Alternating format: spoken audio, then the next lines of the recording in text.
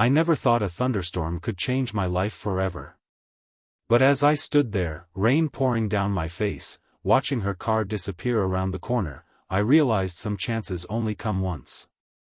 If you've ever missed an opportunity with someone special, hit that like button and subscribe to hear how my story ends, because trust me, what happened next surprised even me. The rain had started as a light drizzle that Thursday afternoon. Dark clouds gathered over the office building where I'd been working for the past 3 years as a graphic designer at Meridian Marketing. I watched the weather worsen through the floor-to-ceiling windows of our open-plan office, silently cursing myself for not checking the forecast that morning. My apartment was a 30-minute walk away, and I had neither an umbrella nor a raincoat. "Looks like it's going to be a wet one," said a voice behind me. I turned to find Eliza standing there, coffee mug in hand, looking out at the same gloomy sky. Eliza had joined the company about 8 months ago as a copywriter. She had an easy smile, intelligent eyes, and a quiet confidence that I'd admired from afar. We'd worked on a few projects together, shared lunch breaks with the same group, but our interactions had always remained firmly in the friendly colleague zone. "Yeah," I replied, trying not to stare at the way her dark hair fell across her shoulders. "And of course, today's the day I decided to walk to work." She took a sip of her coffee. "I could give you a ride home, if you want. I'm heading out in about 20 minutes. "Really? That would be amazing. Thank you." "No problem, Alex. Just meet me in the parking garage when you're ready." As I watched her walk back to her desk, I felt that familiar flutter in my stomach. The truth was, I'd been attracted to Eliza since her first week at Meridian. There was something about her, her thoughtfulness, her subtle humor, the way she could command a room without raising her voice. But I'd never acted on these feelings. Office romances were complicated, and besides, I had no idea if she felt the same way. For the next 20 minutes, I tried to focus on finishing my work, but my mind kept drifting to the upcoming car ride. It would be the first time we'd be alone together outside of work. I saved my files, shut down my computer, and headed to the parking garage, my heart beating a little faster than usual. Eliza was already waiting by her car, a modest blue sedan. The rain was coming down harder now, drumming against the concrete ceiling of the garage. "Perfect timing," she said, unlocking the doors. "It's really starting to come down out there." The inside of her car smelled faintly of vanilla and coffee. A small potted succulent sat on the dashboard, and a collection of indie rock CDs was stacked in the center console. It felt intimate somehow, being in her personal space. "Thanks again for the ride," I said, buckling my seatbelt. "You're a lifesaver." "Happy to help," she replied, starting the engine. "Where to?" I gave her my address, and she nodded, pulling out of the parking garage and into the rain-soaked streets. The windshield wipers worked furiously against the downpour, and the sound of rain created a cozy bubble around us. "So," she said after a moment, "how long have you been at Meridian?" "Just over 3 years now. I started right after college." "Do you like it?" I considered the question. "Most days. The work is interesting, and the people are good. But sometimes I wonder if I'm just settling, you know?" She glanced at me briefly before returning her eyes to the road. "I know exactly what you mean. It's easy to get comfortable, even when you know there might be something better out there." There was something in her tone that made me wonder if we were still talking about work. The rain intensified, and she slowed the car, peering through the windshield. "Sorry, it's getting hard to see," she said. "No rush. I appreciate the ride regardless." We fell into conversation easily after that. She told me about growing up in Seattle, how she'd moved here for a change of scenery, ironically, to somewhere with less rain, and her dream of one day writing a novel.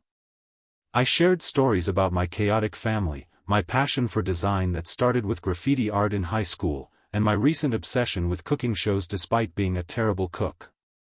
"You can't be that bad," she laughed. "I once set pasta on fire." Pasta, Eliza. In water. Her laugh was warm and genuine, and I found myself wanting to make her laugh again and again. The rain had slowed to a gentle patter by the time we reached my apartment building. She pulled up to the curb and put the car in park, but kept the engine running. "Well, here we are," she said, turning to face me. "Thanks again for the ride. I really appreciate it." There was a moment, a pause filled with unspoken words, where we just looked at each other. Her eyes were kind but searching, as if trying to read something in my expression. I felt the weight of possibility between us, but as always, hesitation held me back. "I should get going," I said finally, reaching for the door handle. "See you tomorrow?" Something shifted in her expression, a flash of disappointment, quickly masked. "Sure. See you tomorrow, Alex." I stepped out into the damp evening air and closed the car door behind me. As I walked toward my building entrance, I heard her car window roll down. "Alex," she called. I turned back. She was leaning across the passenger seat, one hand on the steering wheel, the other on the window frame. Rain droplets clung to her hair. "I can't keep waiting for you to make the first move." My heart stopped. "What?" She took a deep breath. "I've been waiting for months for you to ask me out. I've dropped hints, created opportunities, but you never take them. So I'm telling you now, I like you. As more than a coworker. As more than a friend. But I can't keep waiting forever." I stood there, rain beginning to soak through my clothes, stunned into silence. "You don't have to say anything now," she continued. "But if you're interested, truly interested, you know where to find me." She rolled up her window and drove away, leaving me standing in the rain, watching her taillights disappear around the corner. That night, I barely slept. Eliza's words played on repeat in my mind. Had there been signs that I'd missed? Looking back, I could see them now, the coffee she'd bring to my desk without being asked, the way she'd always choose to sit next to me in meetings, how her eyes would linger on mine a moment too long. I'd been blind to it all, or perhaps too afraid to acknowledge it. By morning, I knew what I had to do. I arrived at the office earlier than usual, my stomach in knots. Eliza typically arrived around 8:30, so I had time to prepare. I went to the break room and made 2 cups of coffee, one for me, one for her, exactly how she liked it. Then I waited at her desk. When she walked in at 8:27, she stopped short at the sight of me. Her expression was guarded, uncertain. "Good morning," I said, holding out the coffee. "I thought you might need this." She accepted it cautiously. "Thank you. I was wondering if we could talk. Maybe during lunch?" She studied my face for a moment before nodding. "Okay. Lunch." The morning crawled by at an excruciating pace. I tried to focus on my work, but my mind kept drifting to what I would say to her. By the time noon rolled around, I was a bundle of nerves. We met in the small courtyard behind the office building. It was a beautiful day, the complete opposite of yesterday's storm. The sun was bright, the air fresh and clean after the rain. Eliza sat on a bench, unwrapping her sandwich. I took a seat beside her, leaving a respectful distance between us. "So," she said, not looking at me, "you wanted to talk." I took a deep breath. "I've been thinking about what you said yesterday. About waiting for me to make the first move." She nodded, still focused on her lunch. "The truth is, I've liked you since you started working here. But I convinced myself that you wouldn't be interested, that workplace relationships are too complicated, that I was misreading signals. I was afraid of rejection, so I never took the risk." Now she looked at me, her expression softening. "And now?" "Now I realize that some risks are worth taking. That sometimes, the thing we're most afraid of is exactly what we need to do." I moved a little closer to her on the bench. "Eliza, would you like to have dinner with me tomorrow night? Not as co-workers. As a date. The smile that spread across her face was like sunshine breaking through clouds. I thought you'd never ask. Our first date was at a small Italian restaurant downtown. I arrived 15 minutes early, nervously adjusting my shirt collar and checking my reflection in the window. When Eliza walked in, wearing a simple blue dress that made her eyes shine, the restaurant seemed to fade away around her. "You look beautiful," I said as she sat down across from me. "You clean up pretty well yourself," she replied with a smile. Dinner was a revelation. Away from the office, we discovered new dimensions to each other. She told me about her childhood dream of becoming an astronaut, her collection of vintage typewriters, and her terrible singing voice that didn't stop her from belting out songs in the shower. I shared my secret passion for writing poetry, my irrational fear of butterflies, and the summer I spent backpacking through Europe after college.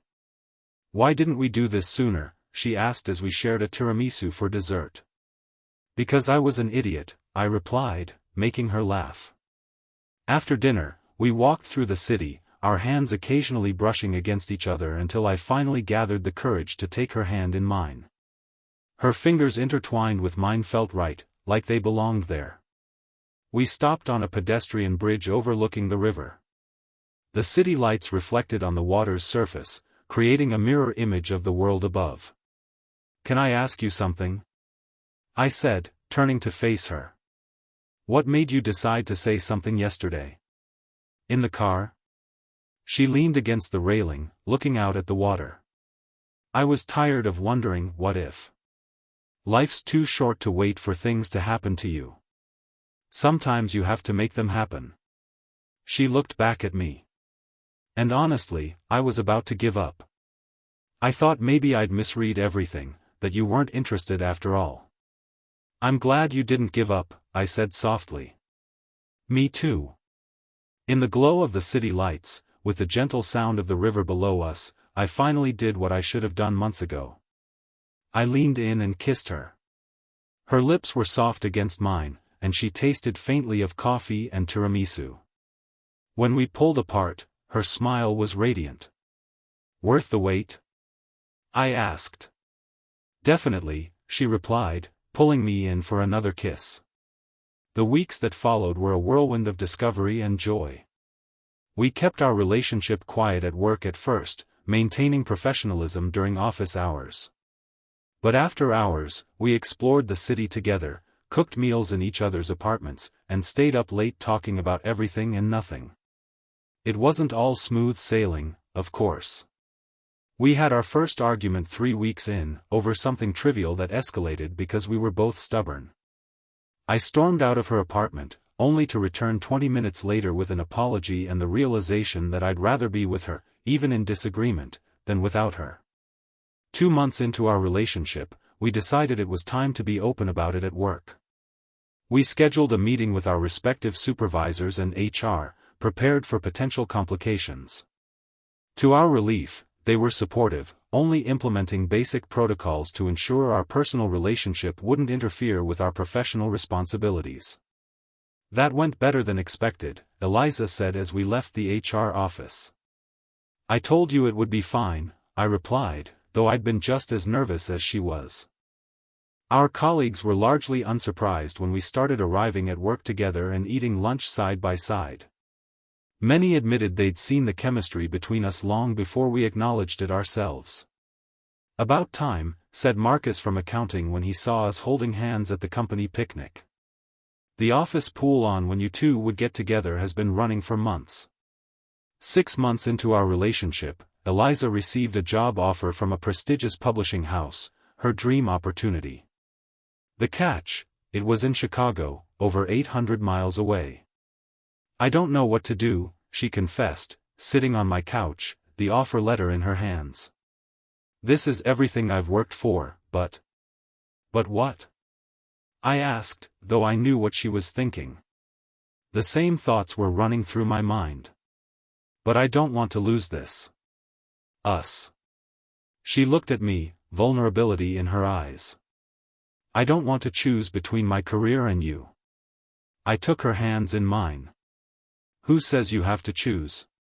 Alex, long-distance relationships are hard. And Chicago is so far. So I'll come with you. She stared at me. What? I'll come with you to Chicago. I can freelance for a while, look for a job there. I've been thinking about a change anyway, remember? You would do that? Leave everything here? I thought about it. My job was good, but not irreplaceable. My friends would still be my friends, regardless of distance. My family was scattered across the country anyway. The only thing I couldn't bear to leave behind was sitting right in front of me. For you? Yes. Tears welled in her eyes. That's a big decision. Are you sure? I've never been more sure of anything, I said, and I meant it. Besides, I hear Chicago has great pizza. She laughed through her tears and threw her arms around me. I love you, she whispered against my neck. It was the first time either of us had said those words. I pulled back to look at her, my heart full. I love you too. Moving to Chicago was both terrifying and exhilarating. We found an apartment in a neighborhood with tree-lined streets and coffee shops on every corner. Eliza thrived at her new job, coming home each day with stories about manuscripts and authors and the fast-paced publishing world. My transition was rockier. Freelance work was inconsistent, and the job market was competitive. There were days when I questioned my decision, when the rejection emails piled up and I felt like I'd made a terrible mistake.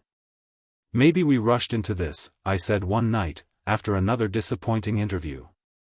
Maybe I should have stayed behind, given us time to see if this would work long distance. Eliza sat beside me on our small balcony, where we'd set up 2 chairs and a collection of potted herbs. Do you regret coming here? I looked at her, at the woman who had been brave enough to tell me she couldn't wait forever, who had changed my life with her honesty, and knew the answer. No. Not for a second. 2 weeks later, I landed a position at a boutique design agency that specialized in book covers and literary marketing. It was perfect, creative, challenging, and it connected to Eliza's world in a way that allowed us to share our professional lives without overlapping too much. On our 1-year anniversary, I took Eliza back to our old city for the weekend. We visited our former office, had dinner at the Italian restaurant where we'd had our first date, and walked across the same bridge where we'd first kissed. It feels like a lifetime ago, she said, looking out at the familiar skyline. So much has changed. Not everything, I replied, taking her hand. I still love you more than I did yesterday, but not as much as I will tomorrow. She smiled, leaning her head on my shoulder. When did you become such a romantic? I've always been romantic. I was just too scared to show it. As we stood there, I thought about the rainy evening when she'd driven me home and decided she was done waiting. How different my life would be if she hadn't taken that risk, if she hadn't been brave enough to speak her truth. Thank you, I said suddenly. For what? For not waiting for me to make the first move. For being braver than I was. She turned to face me, her eyes reflecting the city lights. Sometimes the people who seem the most confident are just better at hiding their fear. I was terrified that day, you know. I almost didn't say anything. What made you do it? I decided that the regret of not knowing would be worse than the pain of rejection. She touched my face gently. And I was right. 2 years after that rainy day, on a sunny morning in Chicago, I asked Eliza to marry me. We were having breakfast on our balcony, surrounded by the herbs and flowers we'd planted together. Nothing fancy or elaborate, just us, in the home we'd built together, with the life we